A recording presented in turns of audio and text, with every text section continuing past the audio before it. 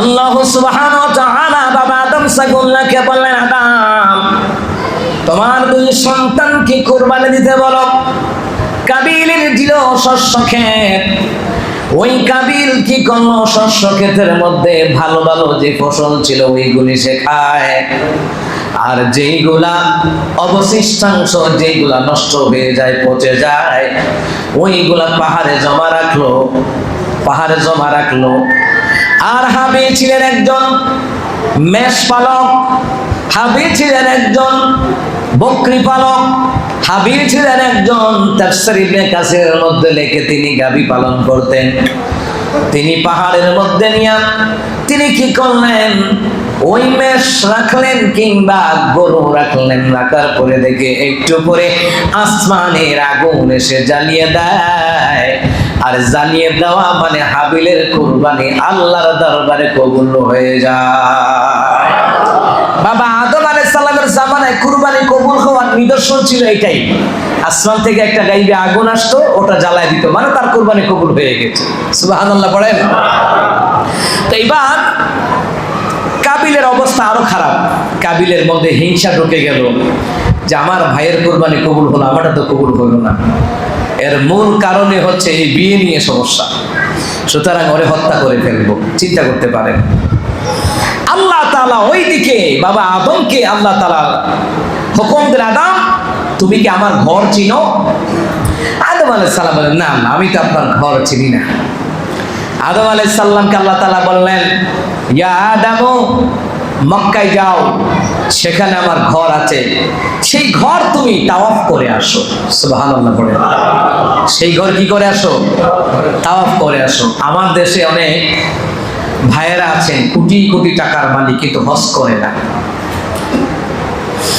নবী আলাইহিস সালাতু ওয়াস সালাম তিনি বললেন, যারা হজ করা যাওয়ার পরে রে এই দুনিয়ার জমিনে যারা হজ আদায় করে না, ওই ব্যক্তি ইহুদি অবস্থায় মরক আর নাসারা অবস্থায় মরক, আমি রাসূলুল্লাহর কিছু আসে যায় না। যদি তারা হজে যায়, আরাফার ময়দানে মিলন হয়, আল্লাহ তাআলার কাছে ফেরেশতারা বলে, আল্লাহ আপনার এই বান্দা বান্দিগুলি পাপী, এইগুলি পাপী, ওইগুলি পাপী।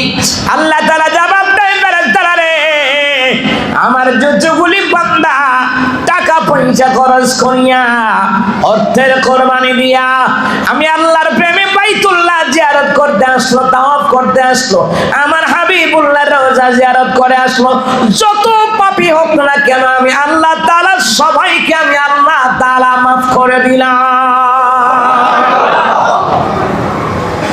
ফেরেশতারা কয় আর কি, আল্লাহ এত পাপী, ওই লোকটাও পাপী, ওই লোকটাও পাপী, আল্লাহকে পাপী হোক কিন্তু আমাকে ভয় করে তাকওয়া নিয়ে আল্লাহ এবং তার রাসূলুল্লাহর প্রেমে তো আমার ঘরে আসছে, তো মাফ করে দিলাম। সুবহানাল্লাহ। কেমন? আদম আলাইহিস সালাম বলেন, আসমান আমার সন্তানদের দায়িত্ব নিবানি, জনে কোনো গাল্লাম না হয়, মারামারি না হয়। আসমান কয় না আদম আমি পারবো না। আদম আলাইহিস সালাম বলেন, এ জমিন আমার দুই সন্তানের মধ্যে ঝামেলা আছে। আল্লাহ ওইদিকে বলছেন কাবা ঘর তাওয়াফ করার জন্য, আল্লাহর ঘর তাওয়াফ করার জন্য। আরে জমিন রে দায়িত্ব নিবানি, আমার সন্তানদের দায়িত্ব নিবানি, কোনো ঝামেলা যেন না হয়। এই জমিন পর্যন্ত বলেন না আদম এই দায়িত্ব নিতে পারবো না, জমিনও নিষেধ করে দিল। বাতাসকে পর্যন্ত বললেন বাতাস রাজি নয়, কেউ রাজি হয় না। এবার আদম আলাইহিস সালাম বললেন, হাবিল কাবিল সহ যত ভাইয়েরা আছে সবাইকে ডাকালেন। ডাকানোর পরে বললেন, আমার সন্তানেরা রে তোমরা কে আছো, একজন আমার পুরা পরিবারের দায়িত্ব নিবা যেন কোনো গ্যাঞ্জাম না হয়। কাবিল কয় আমি দায়িত্ব নিলাম। হেই কিন্তু গ্যাঞ্জাম বাজাইব। কয় কি আমি যে মদ কুর, হ্যাঁ কয় আমি মদ জিরো টলারেন্স করবো। হ্যাঁ ওই মদের বড় গম, ঠিক কিনা বলে? আপনি বর্ডার এলাকায় দেখেন বাংলাদেশের কত নেতা ফেসবুকে লাইভে বলে আমি মদ গাঁজা ইয়াবা জিরো টলারেন্স। পুলিশে ধরার পরে ফোন দেয়, গিয়া দেখে বড় বড় নেতা এটার লোকে জড়িত। এখানে দায়িত্ব নিছে তো তুই এটা খায় রাত দিন, এ সকালে নাস্তা করে এটা দিয়া। ঠিক কিনা বলেন? কাবিল বলল, আব্বা জান আমি দায়িত্ব নিলাম। আব্বাই পুত্রের বিশ্বাস করছে, ঠিক আছে ঠিক আছে, আমি চলে গেলাম। কাবা করে তাওয়াফের জন্য চলে গেলেন। এইদিকে হাবিল গেল মেষ চড়াইতে, যেহেতু হাবিল এই কাজ করে। হাবিল গেল মেষ চড়াইতে, কাবিলও তার জমিনে যাই গম ইত্যাদি সবুজ শস্য শ্যামল এইগুলি সে চাষ করে। এইবার আদম আলাইহিস সালাম তিনি আবার বললেন সন্তানারে, তিনি হজ করলেন। হজ করতে গেলেন, এইদিকে হাবিলের জমিনে গেল। এইবার কাবিলকে বলা হলো, এ কাবিল এইদিকে আয়। বাকি ভাইয়েরা বলল, কাবিল বিকাল হয়ে গেল, আমাদের ভাই হাবিল কিন্তু আসতেছে না। কাবিল বলতেছে এই তো সুযোগ। কাবিল বলল, ঠিক আছে আমি তাকে খুঁজে নিয়ে আসি। কাবিল সরে নিয়ে খুঁজে নিতে গেল, বলল এখন সুযোগ যায়, আমি ওরে তালাশ করতে যাবো, খোঁজ করে আনতে যাবো, ওই জায়গায় তাকে দুনিয়ার জমিন থেকে আমি বিদায় করে দিব। কাবিল হাতের মধ্যে ছুরি নিয়ে গেলেন। তাফসিরে দুইটা কথা আসছে। এক নম্বরে তাফসির ইবনে কাসিরের মধ্যে লিখে কাবিল ছুরি নিয়ে গেলেন। ছুরি নিয়ে যাওয়ার পরে এবার হাবিলকে বলল, হাবিল রে এইবার আমি তোকে হত্যা করব। এরে হাবিল, আমার কোরবানি কবুল হয় নাই, তোরটা কোরবানি কবুল হইল। আমার সাথে সুন্দরী হয়েছে, আমি ওটারে বিয়ে করার কথা, কিন্তু আল্লাহর বিধান, বাবার বিধান, বাবাকে আল্লাহ জানায়া দিলেন তুই এটা করলে আমি মানি না। এমনও হাজারো মুসলমান আছে ইসলামের রীতিনীতি কিছু মানে, অধিকাংশ গুলি মানে না। কথা বলেন, মানবে না, অধিকাংশ রীতিনীতি মানবে না। এইবার কি বললেন?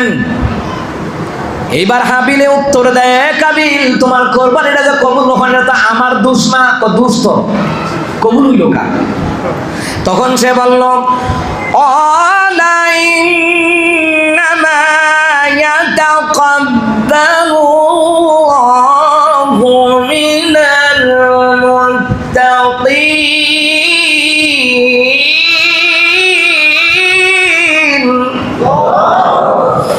হাবিল বলল, আল্লাহ সুবহানাহু ওয়া তাআলা একমাত্র মুত্তাকিদের কুরবানি কবুল করেন।